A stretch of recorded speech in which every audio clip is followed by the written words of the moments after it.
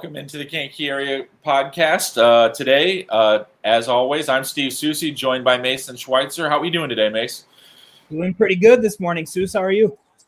Not too bad. Well, I find it hard to believe, and I've talked to some people about this, we're already 1/3 of the way through the regular season. Seems like that's incredibly fast, isn't it?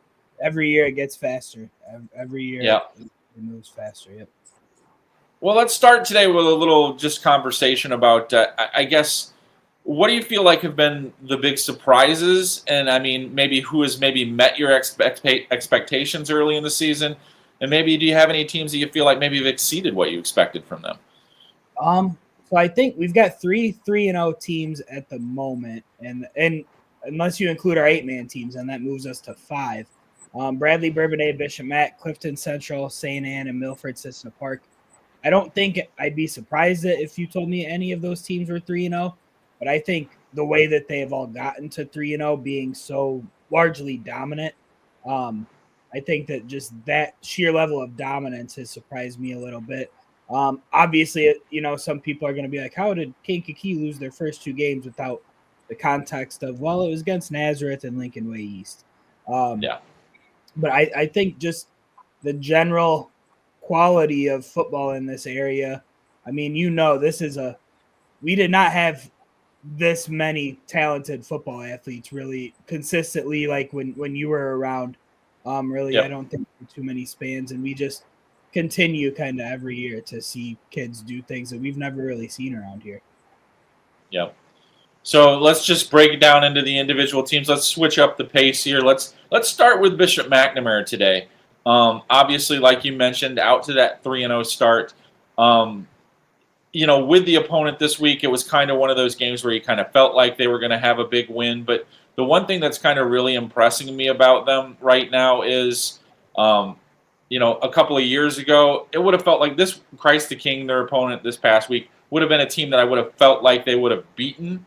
But they're doing it in a much more dominant fashion. Like they're leaving no doubt really early on. It obviously portends good things for them the rest of the season, and now puts them in a position where they feel like they're really rolling as they move into this Week 4 game with what I think, at least on paper, is one of the more pivotal games for them in regards to showing how much improvement has been made. Even though that Chicago Christian team did lose a lot from their state championship team last year, this is the kind of team that in their conference, this is kind of a watermark for them, saying, hey, this is the kind of team that we have to show that we can beat to show that we are a legitimate threat to actually make some postseason noise. Right. I think you're right. And like you said, with Christ the King last week, that's a game the last couple of years has kind of been a trap game for them. And it wasn't this year, a 52-6 win. Like you said, Chicago Christian is not last year's state championship Chicago Christian team. But, hey, once you win one of those titles, you kind of get put on a certain pedigree. And like you said, this could be a big statement win. I also really think that by the time – and don't worry, Seuss, we'll talk a bit more about this later. But I think by the time we look back at the end of the season, that Herscher win could be a very impressive win on its own that they got week 2. I'm really curious, though, to see how with Bishop McNamara, Aurora Christian, Hope Academy, Wheaton Academy, of course, a factor. I'm really curious. The Chicagoland Christian Conference is starting to get kind of interesting at the top there. Curious to see how the next 5-6 weeks unfold. Yeah, it seems like Wheaton Academy has righted the ship a little bit. Hope Academy has put together some really dominant performances here early in the season. Granted, there's a little bit of a competition element there. We're not sure how good some of those teams are that they've played, but still, they're putting up big offensive numbers. And that's kind of been a weird game for Bishop McNamara in the past, too, and how they compete in that game. So that's another one to kind of look out for. You just kind of go through and we talked about it in the early part of the season. This is a conference that's kind of been, top heavy, and then a small middle group, and then a bottom group. And Mac has found itself kind of in that middle group. Are they capable of moving up to the next rung? I mean, another team that we didn't mention there, Aurora Christian, out to a 3-0 start and looking pretty good doing it. So that's, it definitely looks like it's going to be another one of those situations in this league where there are 3 or 4 opponents that are kind of going to be big measuring sticks towards how good you really are. And that's well, we're starting with one of them this week in terms of Chicago Bears. So moving on to Kankakee, obviously, we look at the score of last week's game, and it kind of gives you the feel of they were kind of taking some frustrations out on their opposition this week after having it, turning the script, if you will, from the first 2 weeks when things obviously did not go their way, including that week 2 game against Lincoln Way East. But boy, they really put a hurting on their foe this week, didn't they? Yeah, school record for points in a game, breaking the team from 2 years ago who scored 81 against Thornridge. So this game for the last 5 years now has been kind of like this, but yeah, the K's feel good about themselves now. They got some points on the board, got a win under their belt. Need some confidence going into a really tough game down at Normal Community this week. Probably our game of the week locally in terms of big matchups. But win or lose, I think you're looking at the K's coming out of week 4 and not really having much, competition until week 9 against Crete-Monee. And that's exactly why, like you said, the last couple of weeks, that's why they've made the schedule so tough to open the season, because they want those big challenges. And whether it comes in Class 5A or 6A, I think by the time the dust settles and we get down through week 9 and the K's are, 6-3, 7-2, whatever, not a lot of teams in Class 5A are going to want to see them once kind of every season or every team's picture gets painted for the season.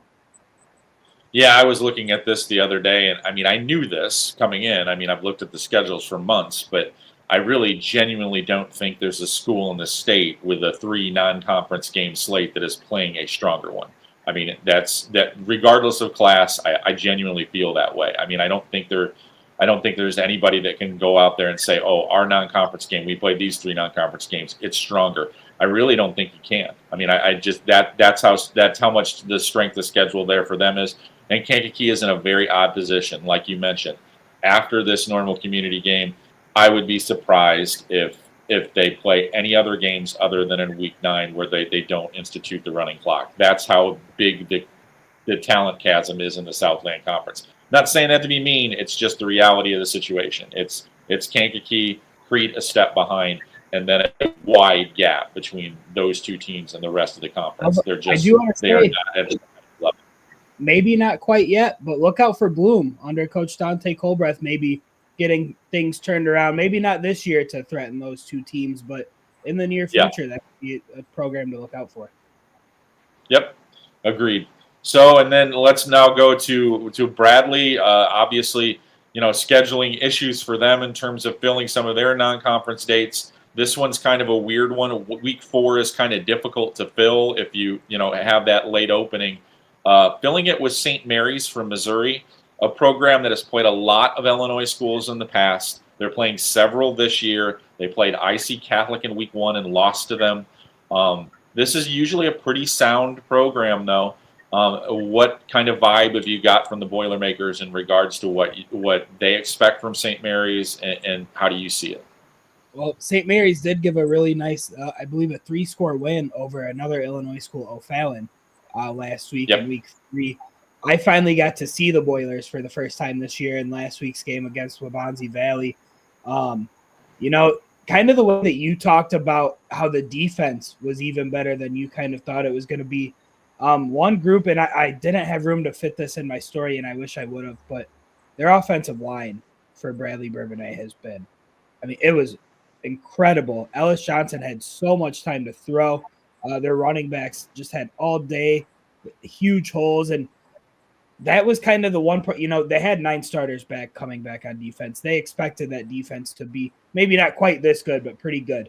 They have all these skill guys back. The line, Joe Moracle is a 3-year starter. They had a couple kids who became starters during the year last year, but that was like their biggest question mark spot. And they've allowed Ellis Johnson, the quarterback, to have all day to throw.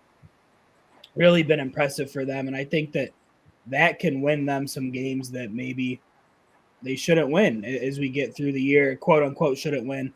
But this week with St. Mary's, pretty happy for Coach Gold gets to go back to his alma mater, Milliken, where this game is being played at a neutral site. So it's going to be kind of like a playoff game, sort of. They're going to, I think they're staying down there. So, you get kind of a different feel. You're a neutral site. So I think the experience will be good for them. Like you said, the St. Mary's team played IC early in the year, had a nice win against O'Fallon last week. This Bradley team is just on all cylinders right now. And I'm really curious, like you said last week, to see how their season starts to shake out before you get to the back end and that competition really, really starts to pick up. Yeah, I keep catching myself looking ahead at their schedule going, when are the two Lincoln Way games? Like, when are they? Where are they? Where is Bradley going to be when those games come up? Because I know you're not supposed to do that, but I can't help myself right now because when I look at that trio of teams, Lincoln Way West, Lincoln Way Central, and Bradley, I feel like there's a razor thin gap between those two teams, all those three teams. I don't really know.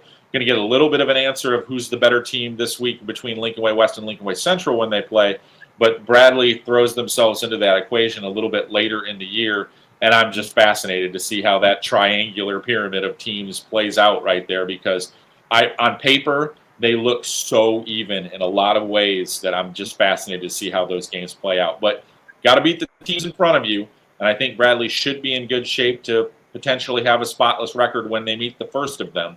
But right now, it's hard to question what's going on with the Boilermakers right now because they look very, very legitimate.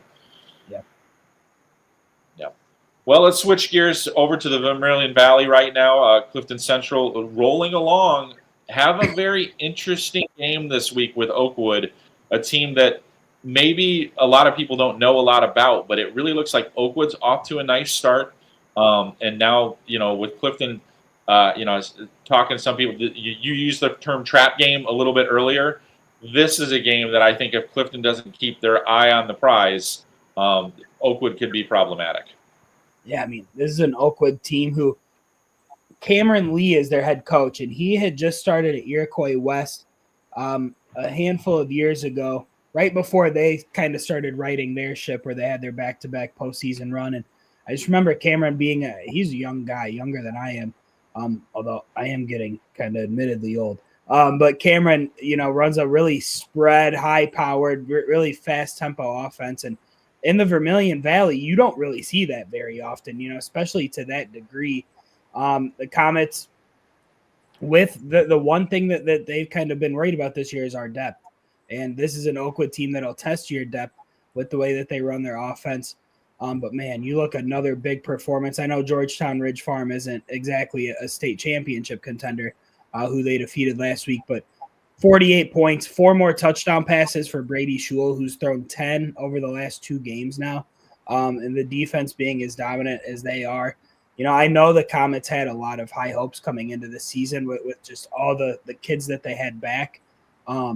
But I don't think that even they expected to get off to this dominant of a start. And like you said, this Oakwood game, I mean, right now you look, it's those two teams in Westville duking it out to win the VVC through the early third of the season. And whoever wins this game is going to have a huge leg up. And I think if you're the Comets, well, I shouldn't say that because they're both Comets. If you're Clifton Central, you've got to kind of like your chances with the way that you've been playing lately. Switching gears to Moments, obviously not the start that they would have wanted, but you do kind of have to look at the stacking of the Vermilion Valley Conference right now. Have played a couple of the obviously better teams out of the gate, but an opportunity to maybe get home against a Hoopson team that's struggling and get this ship righted, I would think. Yeah, I mean, those 3 teams that we just mentioned, Oakwood, Westville, Clifton Central, those are the 3 teams that Moments opened the season with. So I think that the season gets a lot more manageable than the last 2/3 of the year. And I think that this moment, I mean, as long as you've got Eric Castile, a 4-year starting quarterback, you're going to win some football games. And I think that through 3 games, sitting at 0-3, knowing that, seeing that Castile's got almost 500 passing yards. He's thrown 6 touchdowns. You told me, I believe you caught a little bit of that Clifton and Moments game a couple weeks ago, and you're telling me that the Moments offensive line against that Clifton defensive front was having a hard time getting settled in and adjusting and keeping Castile comfortable in the pocket. I think that's a really senior-heavy group that seniors who may have not seen the most snaps last year with last year's really talented group. I think as the season goes on, they get more comfortable. I think they're going to settle in. They've got really good skill players as long as Eric's got time to find them. The defense has gotten better each week as well. I know maybe surrendering 63 to Westville last week might not indicate that, but I think they're okay with where things are, and I think we're going to look back 6 weeks from now. This is going to be a team that's 6-3 and that nobody in Class 1A wants to see. You know, moving on to Iroquois West, obviously a challenge game for them, you know, an opportunity game for them to see, you know, if they've made some progress with a Bismarck-Henning team on the road. Obviously, Bismarck-Henning not off to the start that we're accustomed to them having in the Vermilion Valley, already with 2 losses on the ledger.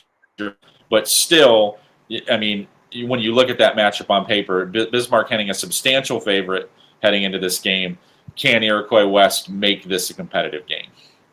Yeah, now the stats really aren't too fair for the Raiders here because, like I said, they're 2 back-to-back playoff seasons. This game did not happen in either of those 2 years, but these 2 teams have met 4 times in the past, I believe, the past decade.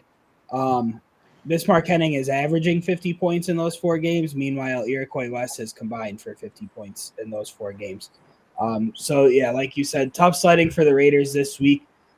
They're kind of getting some younger guys now in different spots. We saw Wyatt Breen come in and play some quarterback. They do like their big sophomore quarterback, Aiden Miller, but they're getting some guys around, kind of seeing who's going to fit where. And they're just trying to get things figured out and get the long-term momentum right with the program. And like you said, you know, getting a chance to take on a Bismarck-Henning team that's giving you problems, you're going to be able to see what kind of progress you made through the first third of the season against them.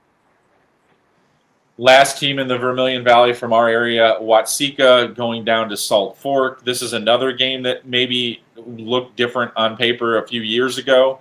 Salt Fork maybe a little bit down from where they've been before. Once again, is this a situation where maybe Watseka can make some strides and make this one interesting? Well, the Warriors sure hope so. It's crazy for me that in a locked schedule this could be the case, but this is game 2 in a row out of 6 that Watseka plays against returning playoff teams. So they're really hoping to pile up the wins. This one is on the road. They have seen kind of as Austin Morris moved from running back to quarterback this year, and they look for a second running back to go alongside Dennis Goodman. Frankie Shervino started to kind of answer that call. And if they can have 2 consistently solid running backs behind an offensive line that's probably the bright spot of that team, being able to chew up some clock, you know, the old Wilmington way of winning football games, I think the Warriors, as the season goes, if that's their identity, that's going to get you in and put you in games that maybe you shouldn't be in, and you can maybe win them. And I think that this Salt Fork game is one of those kinds of games where, hey, if things go right for us at the start, we're able to maybe get an early lead or stay stride for stride. That those are the games you got a chance to win in this conference, I think. All right. We'll be back in a few minutes to talk a little bit of Illinois Central 8 football, but for right now, some words from our sponsors. I'm State Representative Steve Reich. Since 2017, I've led the fight to reform our child welfare system and supported educational choice for every kid in Illinois. I've worked to stop the collapse of our public pensions while standing up for businesses that are being crushed by crippling mandates. And I've never forgotten who pays the bill. The work isn't finished, and as I run for re-election, I'm asking for your support. I'm Steve Reich, and I approve this message. SGKR Injury Attorneys tackles the toughest cases. I'm Matt Rundio. When life throws a flag, we go on offense to protect your rights. Don't get sidelined. Score a touchdown with SGKR. Visit us at sgkr.law. At Oliver's, we are proud to serve our community. We serve up great customer service, quality products, ease of shopping, and we serve up delicious barbecued sandwiches at our fundraiser cookouts. So stop by Oliver's, 748 North Brenton and Dixon, and help fund our local clubs and events. In Illinois and into Iowa, the story of Shaw Media is a story of trust. Since 1851, we've been informing, connecting, and reflecting the communities we serve, large and small, rural and urban, suburban, and river towns alike. With dozens of local newspapers, radio stations, magazines, and specialty brands like Friday Night Drive and Starve Rock Country, we meet people wherever they are. We shine a light on local government. We celebrate Friday night touchdowns. We tell the stories that shape your day, from neighborhood heroes to the Chicago Bears. But what truly sets us apart? It's our people. The award-winning journalists, broadcasters, and storytellers who live here, work here, and care deeply about what matters most to you. We don't just report the news. We're part of the fabric of the places we serve, from the Mississippi to the Illinois, from the Fox all the way to the chain of lakes. Trusted for generations, still earning it every day. Shaw Media, your most trusted local source.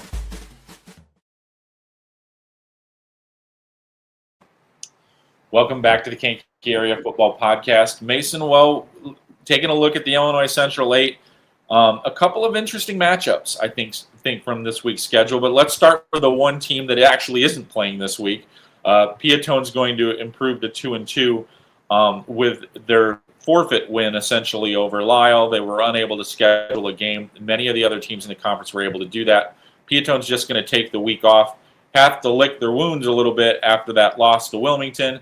We had talked a little bit about this earlier in the week. Were you able to verify that Peatone went off book a little bit in that game against Wilmington in an attempt to try to maybe throw some things around? So I haven't seen the film with my own eyes, but the stat book and some boots on the ground out there said yes, that there was a bit of a different look than we're accustomed to seeing out of the Blue Devils, kind of spreading things out a bit, going more pass heavy. You've seen it on occasion, from Coach Tolley busting that out, but to go from the jump like that, I think that just really goes to show how confident he is in his junior quarterback, Alex Chenoweth. And it also goes to show that, hey, when we're taking on Wilmington, we're not going to beat them at their game. So let's try something else. What I'm really curious about is if that's going to keep being a thing the next 6 weeks. If this is kind of a new Peatone, really wish that they had another game this week so we could kind of see where that might be. But I guess we'll have to wait until next week. And I know we'll talk about it more with each of these other matchups. But, man, the Illinois Central 8 race sure looking pretty intriguing, whether it be at the top or across the middle. There are a lot of teams that I think are all finding themselves on relatively even playing ground. Well, I've been watching Wilmington football for a really long time, and I guess I should never be surprised by this, but it always kind of makes me, I don't want to say chuckle because, that's not really what it is, but I always just kind of say, well, everything seems right in the world when you open up a Wilmington box score. You see they've ran the ball 37 to 40 times for about 10 yards a carry, 10, 11, 12 yards a pop. And you're just like, man, that must be so frustrating for the opposition to know exactly that's what Wilmington's going to do to you, and you just can't stop it. They're that effective at what they do, because it feels like every week I do that. I open up the box score, 37 carries, 389 yards, and it's just every year it seems like they just have, they usually have one lead dog, and they have it again this year in Ryan Kettman, the guy that's going to power that offensive attack. But then you look on that box, Kettman's got 150, and then they've got two other guys between 75 and 100. And that seems to be what they're doing once again. And now they go into this game with a Herscher team that has to be feeling pretty good about themselves after picking up that win against Mantino, a game that I think we both recognize as being extremely pivotal for their hopes to get back into the playoff mix. That was the kind of game that they needed to prove that they are at that level. Now they have an opportunity to prove even bigger stakes on them with Wilmington. I know, Herscher goes in with some confidence, but I'm sure they recognize big underdog. That's the gold standard in the Illinois Central 8. How do you see this game heading into Friday night? I think this is going to be a better game than a lot of people anticipated, and I think that Herscher really made a big statement, not just winning at Mantino, but how they did, getting a huge goal line stand at the buzzer. After it looked like Mantino was about to drive down the field, had the momentum, forcing a Herscher turnover on downs, and couldn't get into the end zone. This Herscher defense they're going to have the advantage up front every game that they play in terms of size. It's just going to be about playing discipline, clogging up these holes that Wilmington's going to try and create, and letting your linebackers like Alec Draper and Jackson Soucie get to the ball carrier and not allow 3-4 yards, or even, like you said, once the box score comes in, 10 yards a pop. There always seems to be 1 or 2 plays where Wilmington's going to run a little fullback dive that they want to get a yard or two, and it turns into 60. You can't have that big play happen either. I think maybe if Hersher can get the pass game going a little bit, that Tanner Jones can get some time to throw. They've got some talent out at receiver. They've got great running backs, Alec Draper and Mason Roberts, a kid who really plays more receiver. He's gotten a lot of run in the backfield too. I don't think that by any means the Tigers are a favorite against a team like Wilmington, but I think that this is going to be a really good game. And I tried telling you last week, Seuss, look out for them Hersher Tigers this year, buddy. Yeah, no, it was just one of those games, and we'd had a conversation about this before the game. It was one of those games that I felt like Hersher could win, but in the past, it was a win. I felt like they needed to plant their flag in one before I was fully bought in, because we both admitted we've liked the talent, we've liked what they've had, but they just have been unable to get these kinds of wins over the past couple years. So for me, to be honest with you, it was a prove-it win. I will analyze them a little bit different moving forward, because I needed them to show me that they could win a game that on paper they were either a slight underdog or it was kind of a toss-up game, because in those games in the past they haven't been able to pull those off. So I felt that was a really big win for them. So and moving forward, I think it's definitely something to keep an eye on with them, because they have a couple more of these games over the course of the season, and I am now more of the belief that they can get those wins based on the fact that they've already shown that they can get one. So that's definitely a team to keep an eye on. So, when I looked at the schedule before the season started, I knew this game actually was going to happen because I actually kind of helped get it together. But when you look at Coal City and their non-conference game last week, they were stepping up in classification to play an 8A school, Bloom, an athletic team. So I'm thinking, I think Coal City can win that game. I was surprised with the dominance. Yeah. They worked over the Trojans pretty good. A nice sign for Coal City, because that's a different kind of team than they play on a regular basis. And maybe if they run into an athletic team like that in the postseason, they go in with a little bit of confidence and know that they can handle it. Yeah, well, talk about confidence. When you've got your quarterback Connor Henline, his first full season as a starter, throwing 3 touchdowns against a Class 8A team that came in undefeated, that's going to help boost that confidence without a doubt. I really, really am a fan of what this Coal City offense is going to be like, especially as things evolve. We've known Coal City football for how long to be a really ground and pound physical type of team, and they still are that. With Connor at quarterback and Gavin Berger and those other kids out at receiver, this is a multi-dimensional offense that can go at you a lot of different ways. And, of course, that defense, all of Coach Masters' wrestlers out there on that defense making life difficult. They're really tough to score against, and now they're looking like, they can score with the best of them. And it's crazy to think that when you lose your program's all-time leading rusher like they did with Landon Benson graduating, and they haven't really seemed to skip a beat. Yeah, and they should be in good shape, with a Streeter team, this week that has struggled out of the box. Should be a good opportunity for them to get that record to 3-1. As once again, one of those situations where you don't like to look ahead, but obviously for both Coal City and Wilmington, you start to look ahead to that clash that's coming down the line. But both teams, Coal City and Wilmington, look like they are doing the things that they usually do. Coal City has I won't say a surprising loss on their ledger with Richmond Burton, but they will go into that game, I think, in pretty good shape as well. So looking ahead to that, but right now Coal City seems to be keeping their eye on the week-to-week business, because they've really been taking care of it when there's an opponent on the other side that they feel like they should beat. They've been precise. They've really gotten it done. They've shown it when they've had those games, because they've had a few on their schedule so far where they were the clear favorite and they really took care of business. They left no doubt, and that's a good sign for them. Well, let's wrap up the 11-man games with a game that if you would have told me heading into week 4, I probably would have said, nah, that's probably not going to be very interesting to me. But this Mantino Reed Custer game now, it looks like it might be a little bit more intriguing than we originally thought, doesn't it? This is going to be a really good one. This is kind of like I said, the Illinois Central 8. I mean, 3 through 6, 7 could be really, really tight this year. Mantino on the wrong side of a really close one with Herscher, like we talked about earlier.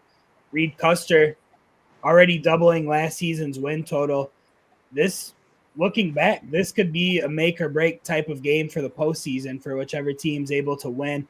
Connor Harrod, that kid, 30 plus carries last week as a quarterback. He also threw a couple touchdowns. He's doing everything that they're asking him to do.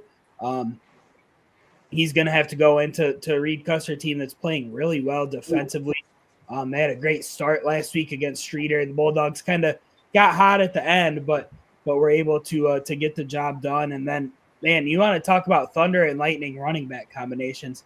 Dominica Lamo, who is either a 215 or a heavyweight state wrestling kid, who's a bowling ball in the backfield. And then Caden Klein kind of giving him some shiftiness. They found a nice little 1-2 punch with those two running backs and going about things in totally different ways. They'll line you up, go power, they'll spread you out and try and attack you that way as well. So I'm really excited for the Comets and the early success this season they found.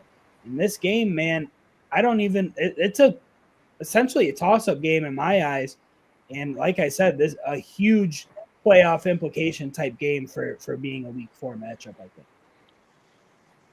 Okay, well, you mentioned them a little bit at the beginning of the podcast. Both of our 8-man teams now moved to 3-0 on the season. St. Anne with a forfeit win, Milford with a regular win.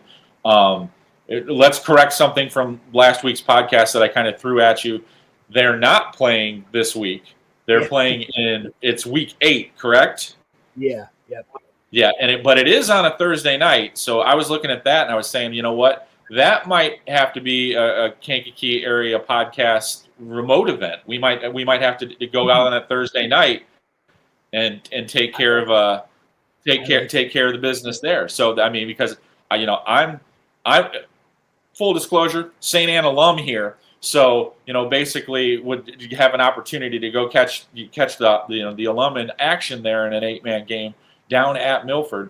So, but not getting ahead of ourselves. But it does kind of look like, just looking at both of their schedules, it could be a situation where both of those teams might be 7-0 heading into that game.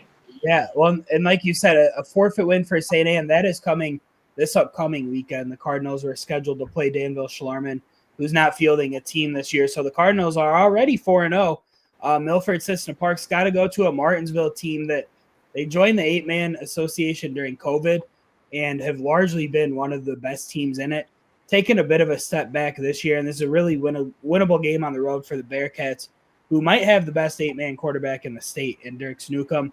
He's a 3-year kid, and he's totaled 3 touchdowns at least every game through passing and rushing. Did it again last week. Skylar Estee, a kid who Coach Clint Schwartz was super excited about when the season started. 136 yards, 2 touchdown catches. We see why. Every year except one. So in their 8th year of 8-man football, this is the 7th time that the Bearcats have gotten off to a 3-0 start. So the last couple of years got a little trying in terms of they're losing first, second round of the playoffs.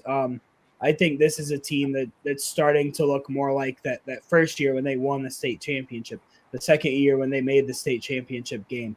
Obviously it's still early in the season, a lot to be played, but I think that there's good reason for the folks down in Milford Cistern Park to be really excited about what they've put together through a third of the year.